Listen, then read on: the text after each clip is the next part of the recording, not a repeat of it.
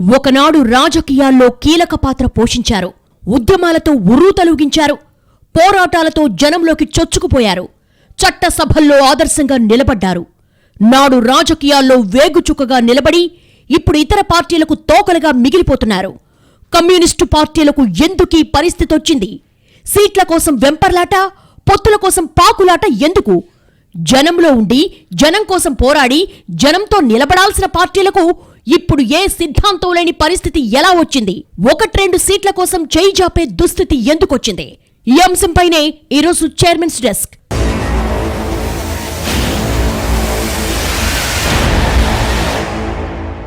రాజకీయ పార్టీలు ఎన్నున్నా కమ్యూనిస్టు పార్టీలు అనగానే ఓ ప్రత్యేకత ఉంటుంది. ఓట్లు, సీట్ల లెక్కల్ని పక్కన పెట్టినా కమ్యూనిస్టులు జనం కోసం నిలబడతారని, ఉద్యమాలతో మమేకమై జనం కోసం పనిచేస్తారని అందరూ భావిస్తారు. జనానికి ఏదైనా సమస్య రాగానే అక్కడ ఎర్ర జెండాలు ఎగురుతాయని, పాలకపక్షంపై పోరాటంలో ముందు వరుసలో నిలుస్తాయని ఇప్పటికీ నమ్ముతూనే ఉంటారు. కానీ అలాంటి పార్టీల పరిస్థితి తెలుగు రాష్ట్రాల్లో కొన్నేళ్లుగా అత్యంత దయనీయంగా మారింది. ప్రజాస్వామ్యంలో ఎన్నికలు అత్యంత కీలకం. చట్టసభల్లో ఎవరు ప్రవేశించాలో తేల్చేది ఎన్నికలే. ఎన్నికల్లో గెలవాలంటే జనంలో బలముండాలి. రాజకీయాలు ఎంత డబ్బు ప్రవాహంతో నిండినా జనం కోసం నిలబడిన నేతలకు అవకాశాలు లేకుండా పోలేదు. కానీ ఇక్కడ కమ్యూనిస్టు పార్టీలను చూస్తే ఓ పద్ధతి లేదు, ఓ సిద్ధాంతం లేదు అనిపిస్తోంది. ఎలక్షన్కి మరో ఎలక్షన్కి లెక్కలు మారిపోతున్నాయి. ఎవరెటు పిలిస్తే అటు వెళ్ళిపోవడమేనా? పార్టీల మీద, నేతల మీద ఎవరేమిటి అన్న అవగాహన ఉండాలి కదా. కమ్యూనిస్టు పార్టీలు స్థూలంగా బీజేపీకి వ్యతిరేకం కావచ్చు, కానీ బీజేపీ ఒక్కటే కాదు, ఇతర పార్టీల విషయంలో కూడా ఎలా ఉండాలో, ఎంత దూరంలో ఉండాలో స్పష్టత లేకపోతే ఎలా? ఏ ఎండగా గొడుగు, ఏ ఎన్నికగా ఎత్తుగడా? ఇదా ఎర్రజెండా రాజకీయం? ఏంటి దుస్థితి? ఎంత దయనీయమైన పరిస్థితి! తెలంగాణలో బీజేపీ, బీఆర్ఎస్ ఒక్కటే అన్న విమర్శ వినిపిస్తూనే ఉంటుంది. అది నిజం కావచ్చు, కాకపోవచ్చు. కానీ బీఆర్ఎస్తో పొత్తు పెట్టుకునే సమయంలో ఆ విషయం కూడా ఆలోచించాలి కదా. 1-2 సీట్ల కోసం వెంటపడి వెంపర్లాడి ఏ గౌరవం మిగుల్చుకుంటారు? నిజంగా జనంలో బలం ఉందనుకుంటే విడిగా పోటీ చేయాలి. కానీ రాజకీయ పార్టీలు కమ్యూనిస్టు పార్టీలకు ఎన్ని సీట్లిచ్చినా అవి ఓడిపోయేవే కదా అనుకుంటున్నాయి. అలాంటప్పుడు ఏ పార్టీ అయినా సీట్లు ఎందుకిస్తుంది? వాళ్ళు ఖచ్చితంగా ఓడిపోయే సీట్లు అంటగట్టి దాన్నే పొత్తంటారు తప్ప కమ్యూనిస్టులకు పనికొచ్చే స్థానాలు ఇవ్వాలనే గ్యారంటీ ఏముంటుంది? ఇక్కడ ఇదే జరుగుతోంది. కేసీఆర్ చెరొక ఎమ్మెల్సీ ఇస్తానన్నారు, ఒప్పుకోలేదు. వెంటనే కాంగ్రెస్ వైపు మళ్లారు. అక్కడ చెరో 2 సీట్లు అడిగారు, అది వర్కౌట్ కాలేదు. నాంచివేత ధోరణి సాగింది. మిర్యాలగూడ, పాలేరు కావాలని సిపిఎం అడిగింది. పాలేరివ్వకుండా వైరా ఇచ్చినా సర్దుకుంటామన్నారు. అటు సిపిఐ చెన్నూరు, కొత్తగూడెం అడిగింది. వివేక్ చేరికతో చెన్నూరు క్యాన్సిల్ అయింది. దీంతో కొత్తగూడెం సీటు ఎమ్మెల్సీ ఇస్తామన్నారు. పొత్తు సీట్లపై ఎంతకూ తేలని వ్యవహారంతో సిపిఎం బయటకొచ్చేసింది. 17 స్థానాలకు పోటీ చేస్తామంటోంది. సిపిఐ మాత్రం పొత్తులోనే సర్దుకుంటోంది. ఇతర పార్టీలతో పొత్తు కోసం ప్రయత్నించే సిపిఐ, సిపిఎం మధ్యే పొత్తులేని పరిస్థితి వచ్చింది. సిపిఎం పోటీ చేసే స్థానాల్లో పోటీకి పెట్టబోమని సిపిఎం ప్రకటించడం గుడ్డిలో మెల్ల. నిజంగా పొత్తు పెట్టుకోవాలి అనుకుంటే ఆ పార్టీతో ప్రాక్టికల్ గా ఉండే ఈక్వేషన్ ఆలోచించాలి. లేదా పోటీ చెయ్యాలనుకుంటే పోటీ చెయ్యాలి తప్ప ఈ బేరసారాలేంటి? మునుగోడులో బీఆర్ఎస్ కమ్యూనిస్టుల పొత్తును ఆశించింది. ఎందుకంటే అక్కడ ఎర్రజెండా పార్టీలకు ఓట్లున్నాయని. గతంలో ఎన్నోసార్లు అక్కడ గెలిచిన చరిత్ర కమ్యూనిస్టులకుందని కేసీఆర్ కు తెలుసు కాబట్టి. ప్రతిష్టాత్మకంగా తీసుకున్న మునుగోడు ఉప ఎన్నికలో కమ్యూనిస్టు నేతల్ని ప్రగతి భవన్ పిలిచి చర్చలు జరిపారు. ఆ ఉప ఎన్నికలో కేసీఆర్ తో కలిసి పనిచేసిన కమ్యూనిస్టులు బీజేపీని ఓడించడమే ధ్యేయమన్నారు, ఓడించారు. మునుగోడు ముగిసింది. ప్రగతి భవన్ ద్వారాలు మూసుకున్నాయి. కనీసం కేసీఆర్ అపాయింట్మెంట్ కూడా దొరకలేదు. గులాబీ పార్టీ ఎర్ర జెండాను ఆమడదూరంలో నిలబెట్టేసింది. ఆ తరువాత కాంగ్రెస్ తో కలిసి పనిచేస్తామన్నారు. ఇక్కడ సీట్ల కోసం, పొత్తు కోసం ఎదురుచూపులే నడిచాయి. సీట్ల కోసం బేరాలాడి భంగపడి ఏంటి దుస్థితి? ఎందుకీ నిస్సత్తువ? ఎంతకాలం ఆ పార్టీ గడప, ఈ పార్టీ గడప తొక్కి ఎవరేమిస్తారని చూస్తూ ఉంటారు? ఈ ప్రశ్న కమ్యూనిస్టు పార్టీలకు ఎందుకు రావడం లేదు? నల్గొండ, ఖమ్మం, ఆదిలాబాద్లో కమ్యూనిస్టులకు బలం ఉందంటారు. అక్కడ ఉన్న బలాన్ని పెంచుకుంటూ మరింత విస్తరించే ప్రయత్నం చేయాలి. అంతేకాని పార్టీల ముందు చెయ్యి చాచి అవి విదిలించినప్పుడు ప్రజల్లోకి వెళ్తే మాత్రం ఏం విలువ ఉంటుంది? జనంలో పనిచేసి బలం పెంచుకోవాలి. జనం సమస్యలపై పోరాడి జనం మనసుల్ని గెలవాలి. కానీ అలాంటివేమీ లేకుండా ఏదో ఓ పార్టీ 2 సీట్లు ఇవ్వకపోదా వాటిని గెలిస్తే చాలే మనకు చట్టసభల్లో ప్రాతినిధ్యం ఉన్నట్టే అని సరిపెట్టుకుంటే ఇంతకంటే భిన్నంగా ఏం జరుగుతుంది? ఒకనాడు దేశ రాజకీయాల్లో కీలక స్థానంలో నిలబడిన పార్టీలు ఇప్పుడు ఉనికి పోరాటంలో పడ్డాయి. నిజానికి దేశంలో జాతీయ హోదాను కూడా కమ్యూనిస్టులు ఈ రకంగానే పోగొట్టుకున్నారు. ఎక్కడ ఆనాటి ఉద్యమాలు, ఎక్కడ ఆనాటి ఎర్ర జెండా రెపరెపలు, ప్రజలతో మమేకమై పోరాటాల బాటలో నిలబడి పాలకపక్షాల్ని నిలదీయాల్సిన కమ్యూనిస్టు పార్టీలు ఎప్పుడైతే పొత్తుల రాజకీయాల్లో పడ్డారో, పొత్తులపై ఆధారపడి బతికేద్దామనుకున్నారో, ఎన్నికకు ఎత్తుగడలు మార్చి ఓ సిద్ధాంతం లేదనిపించుకొని జనాల్లో పలుచనయ్యారో అప్పుడే ఆ పార్టీల పతనం మొదలైంది. ఆ రోజే కమ్యూనిస్టు పార్టీల స్వయం ప్రకాశిత స్వభావం దూరమై పారాసైట్లా మారిపోయారు. తెలుగు రాష్ట్రాల్లో కమ్యూనిస్టులు ఒకప్పుడు అత్యంత బలమైన రాజకీయ పక్షంగా ఉన్నారు. అధికారానికి చేరువలో వచ్చిన సందర్భాలు కూడా స్వాతంత్రం వచ్చిన కొత్తలో ఉన్నాయి. కాంగ్రెస్ కమ్యూనిస్టుల మధ్య భీకరమైన పోరు నడిచిన రోజులను దశాబ్దాల క్రితం చూశాం. కానీ ఇప్పుడు ప్రాంతీయ పార్టీల వెచ్చని చెలిమి కోసం ఆరాటపడుతూ ఒకటిస్తారా రెండిస్తారా అని బేరసారాలాడుతూ చివరకు మొండి చేయి చూపించుకొని అవమాన భారంతో మేం ఒంటరిగా పోటీ చేస్తాం చూసుకోండి అని బింకంగా నిలబడ్డారు. ఇదా కమ్యూనిస్టు పార్టీలు చేయాల్సింది? ఇదా ఎర్ర జెండాను చేతపట్టిన పార్టీలు చేయాల్సిన పని? రాజకీయాల్లో ఒక పక్షాన్ని వేరెవరూ పడగొట్టనక్కర్లేదు. స్వీయ తప్పిదాలే దిగజారుస్తాయి. అవగాహన లోపించిన నిర్ణయాలే పాతాళంలోకి నెట్టేస్తాయి. దీనికి మన దగ్గర సరైన ఉదాహరణ కమ్యూనిస్టు పార్టీలే. ఇప్పుడంటే కమ్యూనిస్టు పార్టీల ఉనికి ఎక్కడా అని వెతకాల్సిన పరిస్థితి. కానీ ఒకప్పుడు తెలుగు గడ్డ మీద కమ్యూనిస్టులు ఓ వెలుగు వెలిగిన మాట నిజం. సాయుధ పోరాటాల కాలంలో తెలంగాణలో ఊరూరా ఎర్ర జెండా రెపరెపలాడింది. కమ్యూనిస్టుల ఉద్యమాలంటే ప్రభుత్వాలు గజగజలాడేవి. పాటలతో పిడికిలి బిగించిన ఉద్యమ స్ఫూర్తితో జనాన్ని కదిలించి అనేక సమస్యలపై పాలకపక్షాన్ని నిలదీసిన చరిత్ర కమ్యూనిస్టు పార్టీలది. చట్టసభల్లో కమ్యూనిస్టుల గళం బలంగా వినిపించిన రోజులు చాలానే ఉన్నాయి. తెలంగాణ సాయుధ పోరాటం తర్వాత జరిగిన ఎన్నికల్లో కాంగ్రెస్ కమ్యూనిస్టు పార్టీల మధ్య హోరాహోరీ పోరు జరిగింది. కమ్యూనిస్టు పార్టీకి ఎక్కువ సీట్లొచ్చాయి. తెలంగాణలో 1952లో కాంగ్రెస్ కు 38 సీట్లు, పీడీఎఫ్ పేరుతో పోటీ చేసిన కమ్యూనిస్టులకు 36 సీట్లొచ్చాయి. 1957లో గణనీయమైన సంఖ్యలో సీట్లు సాధించి ప్రతిపక్షంలో నిలిచారు.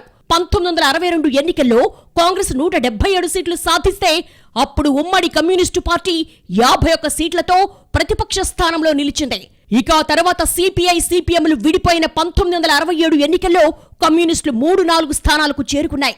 1972 ఎన్నికల్లో సిపిఐకు 7, సిపిఎంకు 1 స్థానం లభించింది.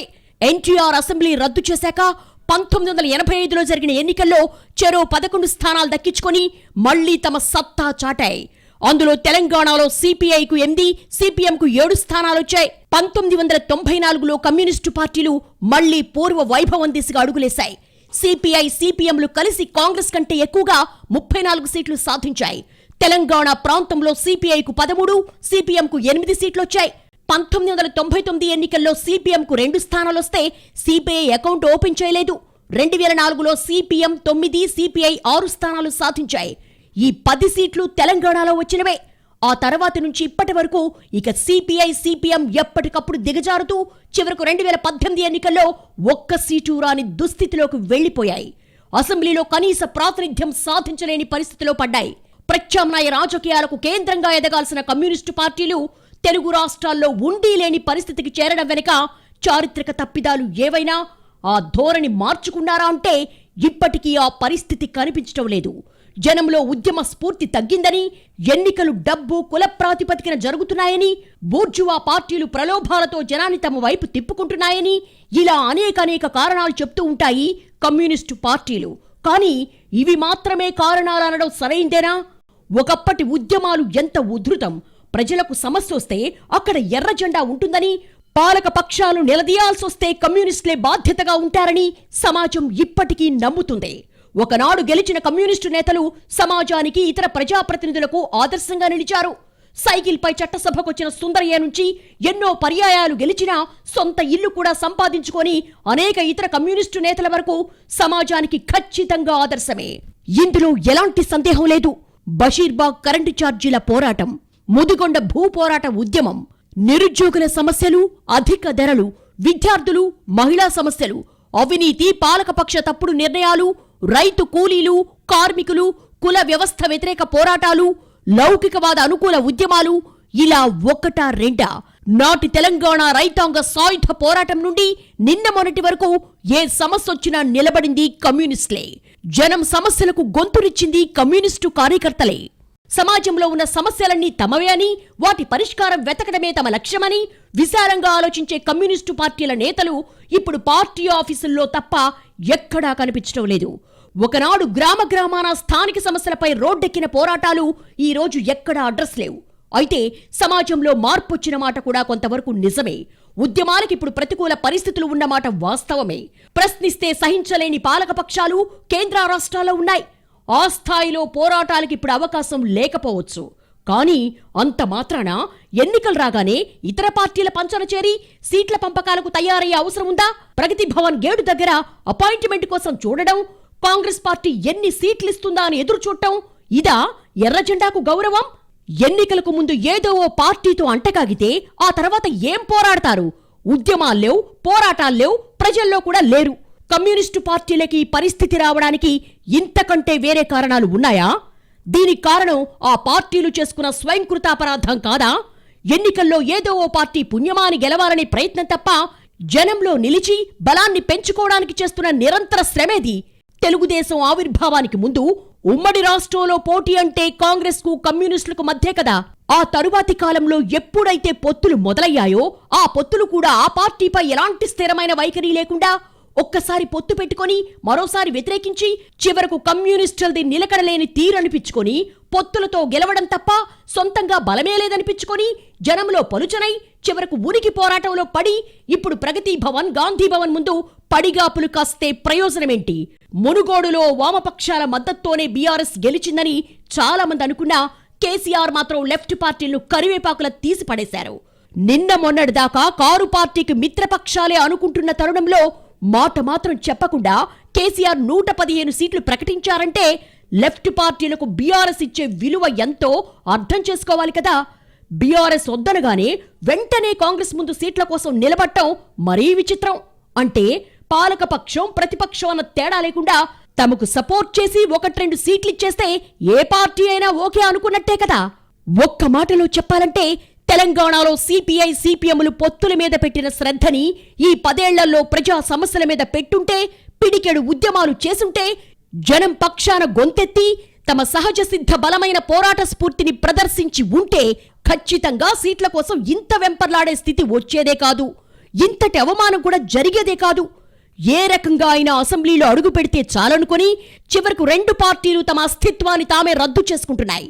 అంతెందుకు, నిన్నటిదాకా పొత్తు పేరుతో బీఆర్ఎస్ చుట్టూ తిరిగిన ఈ పార్టీలు ఈ ఎన్నికల్లో ఏ ముఖం పెట్టుకుని ఓట్లు అడుగుతాయి?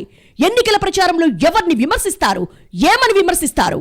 ఇప్పుడు తెలంగాణలో కమ్యూనిస్టు పార్టీలను చూస్తే ఏదోలా 1-2 సీట్లొస్తే చాలే అనుకునే ధోరణి కనిపిస్తోంది. కమ్యూనిస్టులకు జనం అవసరం లేదేమో, పొత్తులు మేనేజ్ చేసుకుని గెలిస్తే చాలే అనుకుంటున్నారేమో అనిపిస్తోంది. కానీ ఇప్పుడు ప్రజలకు కమ్యూనిస్టుల అవసరం ఉంది. ఎర్రజెండా పార్టీలే ఈ విషయాన్ని గుర్తించడం లేదు. 1-2 ఎమ్మెల్యేల స్థాయిలోనే కమ్యూనిస్టులు ఉండిపోతే ఎలా? అంత తక్కువ పరిమితుల్లో వాళ్లు తమను తాము కుదించుకుని ఉండిపోతే ఎలా? సమాజానికి ఎర్రజెండా అవసరం అంతకంటే ఎక్కువ ఉందని ఎలా మర్చిపోతున్నారు? ఈ రోజు మన దేశంలో పేదలకు అందుతున్న ప్రతి రాయితీ కమ్యూనిస్టుల పోరాటాల పర్యవసానమే. కమ్యూనిస్టు పోరాటాలకు ఘనమైన చరిత్ర ఉంది. ఎన్నో విజయాలు సాధించిన కమ్యూనిస్టు పార్టీల్లో ఇప్పుడు పోరాటాలు లేవు, విజయాలు లేవు. అంతా నిస్సత్తువ, నిరాశ, నిస్పృహ తప్ప మరేదైనా కనిపిస్తోందా?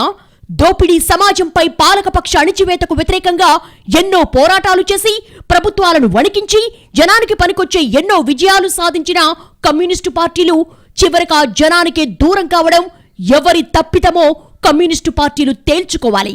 మన దేశంలో కమ్యూనిస్టులు ఇప్పుడు అత్యంత సంక్లిష్ట స్థితిలో ఉన్నారు. ఇతర రాజకీయ పార్టీలకి ఇలాంటి సవాళ్లు లేవు. జనాన్ని ప్రలోభపెట్టి లాభపడే పార్టీలకు ఖచ్చితంగా మంచి అవకాశాలే ఉన్నాయి. కానీ కమ్యూనిస్టుల తీరు అది కాదు. తెలంగాణ ఉద్యమంలో ముందు వరుసలో పనిచేసిన కమ్యూనిస్టు రాడికల్ గ్రూపులు తెలంగాణ వచ్చాక అడ్రస్ లేకుండా పోయాయి. ప్రపంచీకరణ తర్వాత వచ్చిన మార్పుల్లో సమాజాలు ఉద్యమాలకు తక్షణమే సిద్ధంగా ఉండకపోవచ్చు. ప్రజలకు కమ్యూనిస్టు ఉద్యమాలతో ప్రత్యక్ష సంబంధమేదో తెగిపోయింది. ఈ పరిస్థితికి ప్రపంచవ్యాప్తంగా వస్తున్న పరిణామాలు కొంతవరకు కారణం కావచ్చు. కానీ అంత మాత్రాన జనం సమస్యలు మారలేదు, జనం ఎదుర్కొనే కష్టాలు తీరలేదు అంటే సమస్యలు అలాగే ఉన్నాయి, జనం అంతే ఉన్నారు. కానీ వాళ్లకు కమ్యూనిస్టులు దగ్గరయ్యే అవకాశం ఏదో తెగిపోయింది. దాన్ని తిరిగి నిర్మించి కొత్త రూపంలో పోరాటం చేస్తే జనం ఖచ్చితంగా ఆదరిస్తారు. మారుతున్న సమస్యల స్వరూపానికి తగినట్టుగా వ్యూహాలు సిద్ధం చేసుకోకపోతే కమ్యూనిస్టు పార్టీలకు మనుగడ కష్టమని గుర్తించడం లేదు. ఏ సమస్యపైనైనా జనం రోడ్లపైకి రావడానికి కొంత జడత్వం ఉంటుంది. కానీ ఆ సమస్యలపై పరిష్కారం వస్తుందనే హోపుంటే ఖచ్చితంగా కదులుతారు. తమ కోసం పోరాడే వాళ్లున్నారని నమ్మితే వాళ్లను ఖచ్చితంగా ఆదరిస్తారు.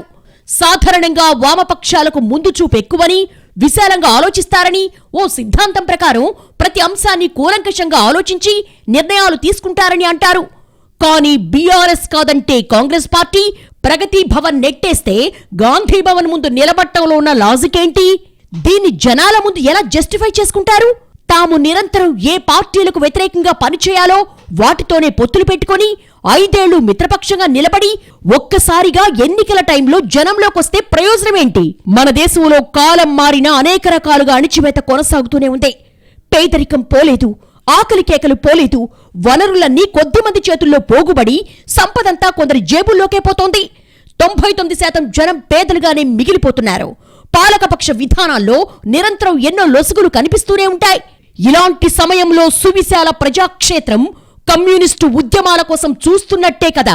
గ్రౌండ్ రియాలిటీని గమనించి ప్రజల్లో ఉండి పోరాటాలు చేసి జనం కోసం పోరాడితే వాళ్లే నెత్తిన పెట్టుకుంటారు. అప్పుడు ఏ పార్టీ ముందు చెయ్యి చాచాల్సిన దుస్థితి రాదు కదా. ఈ విషయాన్ని మన కమ్యూనిస్టు పార్టీలు పూర్తిగా విస్మరించాయి. ఒకసారి చేస్తే చారిత్రక తప్పిదం, రెండోసారి చేస్తే పోనీ అని సమర్థించుకోవచ్చు. కానీ ఒక రాజకీయ పార్టీ నిరంతరం అదే ధోరణిలో ఉంది అంటే అది దాని ఎజెండానే అనుకోవాలి. పోరాటాల నుండి, జనం కోసం నిలబట్టం నుండి మొదలైన పార్టీలు ఇప్పుడు పొత్తులు, సీట్లు మేనేజ్ చేసుకుని 1 గెలిస్తే చాలే అనుకుంటే ఎంత దయనీయమైన పరిస్థితి. పిడికిళ్ల పూలు పూసిన కాలాల్లో ఎర్ర జెండా రెపరెపల రోజుల నుండి జనానికి దూరమై 4 గదుల మధ్య జరిగే పొత్తులపై ఆధారపడిన ఎర్ర జెండా ఎంత వెలిసిపోయిందో ఇప్పటికైనా గుర్తిస్తే అది సమాజానికి, కమ్యూనిస్టులకు కూడా ప్రయోజనకరం. ఇది ఈ వారం చైర్మన్స్ డెస్క్. వచ్చే వారం మరో అంశంతో కలుద్దాం. నమస్తే.